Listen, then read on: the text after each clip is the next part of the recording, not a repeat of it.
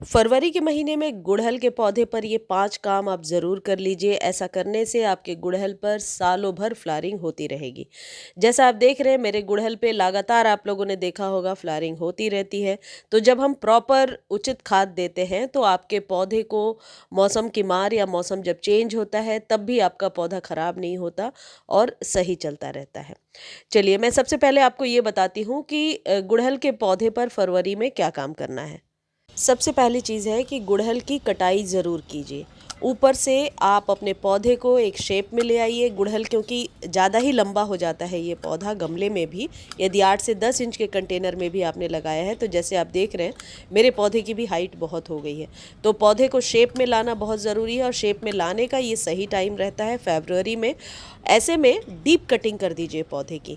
Deep cutting करने से एक तो पौधे को बहुत ज़्यादा स्ट्रेंथन मिलेगी और आपका पौधा नई नई शूट्स नई नई पत्तियां निकालेगा। फ्रेश स्टेम पर हमेशा फ्लावरिंग अच्छी होती है। तो गुड़हल की कटिंग करने के बाद आपको खाद ज़रूर देना है। ये बात ज़रूर ध्यान रखिए कि कटिंग के बाद खाद देना ज़रूरी है। वीडियो के लास्ट में बताऊंगी कि खाद कौन सी देनी है। अब फरवरी के महीने में एक कॉमन प्रॉब्लम आएगी आपके पौधे पर। देखिए मैं ये दिखा रही हूँ जिन पौधों की कटिंग कर चुकी हूँ उन पर नए शूट्स भी आने लगे हैं।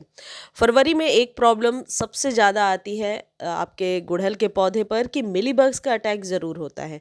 कम मात्रा में हो, ज़्यादा हो, बहुत ज़्यादा हो, लेकिन मिलीबग्स आपके पौधे पर एक आध ज़रूर मिलेंगे और ये ऐसी वाली प्रॉब्लम है जिसे इग्नोर भी नहीं किया जा सकता। तो मिलीबग्स का ट्रीटमेंट आपको ज़रूर करना है। ट्रीटमेंट कर लेते हैं तभी फ्लावरिंग होगी। अदरवाइज़ मिलीबग्स जो है ये धीरे धीरे कलियों के अंदर दिखते हैं और रस को चूसते जाते हैं और पौधा ख़राब ही होता जाता है। तो इसके एक दो घरेलू उपाय मैं आपको बता दे रही हूँ, लेकिन आपके पास समय की कमी है तो फंजीसाइड आधे चम्मच पानी में डाल करके आप स्प्रे कर सकते हैं। थोड़ा समय है तो फिर ये काम कर लीजिए कि आधे चम्मच हल्दी ले लीजिए और आधा चम्मच किसी भी प्रकार के डिश वॉश सोप को ले लीजिए। दोनों को मिक्स कीजिए और अच्छे से उस पौधे पर स्प्रे कर दीजिए। एक दिन स्प्रे करके नेक्स्ट डे देखिए, ध्यान रहे कि जब स्प्रे कर रहे हैं तो पानी अलग से नॉर्मल वाटर नहीं देना है आपको। स्प्रे कर दीजिए और फिर नेक्स्ट डे देखिए अच्छे से उलट पलट कर, यदि पौधा ऐसा लग रहा है कि फ्रेश है, अब मिलीबग्स का अटैक नहीं है, तो 7 दिनों के बाद इसे फिर से रिपीट कर लीजिए। और ऐसा लग रहा है कि नहीं मिलीबग्स अभी भी बहुत है तो फिर आप नेक्स्ट डे भी कर सकते हैं या एक दिन ऑल्टरनेट करके भी कर सकते हैं। तो इस तरीके से पहले आप इलाज करेंगे मिलीबग्स का, तभी आप अब प्रॉपर कह सकते हैं कि फ्लावरिंग के लिए अपने पौधे को रेडी कर पाएंगे। अगली जो प्रॉब्लम सबसे ज़्यादा आएगी फरवरी में वो है पत्तियों का गिरना, पत्तियों का पीला होना या पत्तियां सिकुड़ी हुई सी नज़र आएंगी। तो पत्तियों को पीले होने से तो हम नहीं बचा सकते क्योंकि ये इस मौसम में ऐसा होता ही है, ये पतझड़ का मौसम है। लेकिन ऐसी खाद ज़रूर देंगे जिससे कि नई पत्तियां, नए शूट्स बहुत आसानी से जल्दी आ जाए। अब इसके लिए आपको क्या करना है, जितने भी पत्ते पीले हो रहे हैं उन्हें मैनुअली आप हटा दीजिए पहले।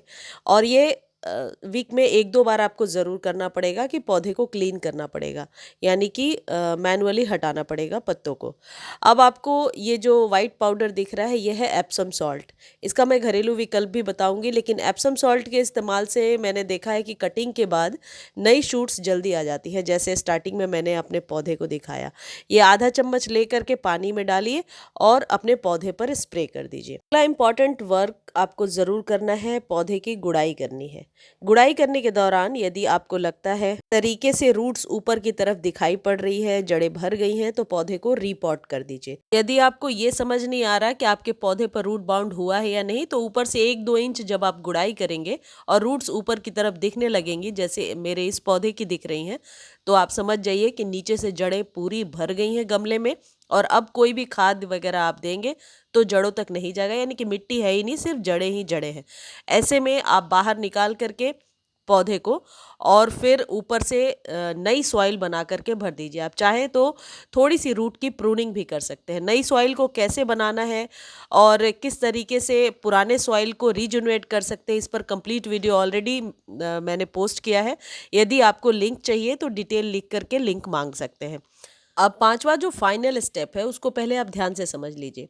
ऐसे में पौधे को बहुत अच्छे से फीड किया जाता है, यानी कि ऐसी कोई खाद देनी है जो लंबे टाइम तक चले और मिट्टी की गुणवत्ता को बढ़ाए। इसके लिए आप मस्टर्ड केक का भी फर्टिलाइज़र ले सकते हैं, वर्मी कंपोस्ट, नीम खली, काउडंग मैन्योर, जो कि अक्सर ये सब मैं आपको बताती रहती हूँ, ये ले सकते हैं।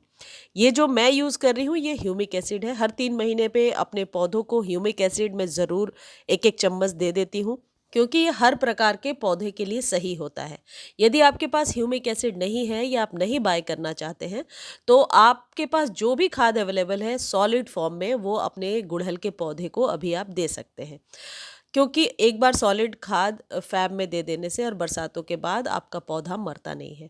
ह्यूमिक एसिड को खरीदने का लिंक डिस्क्रिप्शन में है। यदि लिंक कॉपी नहीं कर पा रहे हैं तो आप डिटेल लिखिए कि ह्यूमिक एसिड का लिंक दे दीजिए, तो आपको लिंक प्रोवाइड कर दिया जाएगा। अब मैं एक घरेलू उपाय बताती हूँ कि यदि एप्सम सॉल्ट नहीं है तो आप क्या इस्तेमाल कर सकते हैं। देखिए, आपको इस तरीके से एक एलोवेरा की पत्ती ले लेनी है और आपको लेना है 1 चम्मच चाय पत्ती। एलोवेरा का आप जूस निकाल लीजिए और चाय पत्ती को 4-5 घंटे पानी में डालिए और इसको छान लीजिए। फिर दोनों को मिक्स करके और स्प्रे बॉटल में भर लीजिए। ऑफ कोर्स आप 2 बार ज़रूर छानिएगा और स्प्रे बॉटल में भर के अच्छे से स्प्रे कर दीजिए।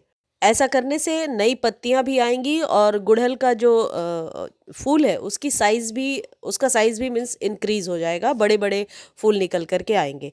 इसको आप वीक में 2-3 बार इस्तेमाल कर सकते हैं। चाय पत्ती और एलोवेरा का इस्तेमाल हमेशा सही रहता है। देखिए, मिलीबग्स चिपके हुए तो आजकल मिलेंगे ही, जस्ट कली के नीचे, तो बहुत ध्यान से देखना है और बहुत हद तक ये इन्फेस्टेशन को कम भी कर देता है एलोवेरा। तो ये 2 तरीके से फ़ायदा करेगा। अब आप वीडियो को सब्सक्राइब ज़रूर कर लीजिएगा और फेसबुक पर देख रहे हैं तो फॉलो ज़रूर कीजिए। हमेशा मेरे वीडियोस आपके लिए हेल्पफुल रहेंगे। मेरे वीडियोस कभी भी कॉपी पेस्ट नहीं होते और ना ही कोई फेक जानकारी होती है। मेरे एक्सपीरियंस से जो मैंने अनुभव किया है, मैं वही चीज़ें आप लोग के साथ शेयर करती हूँ। धन्यवाद।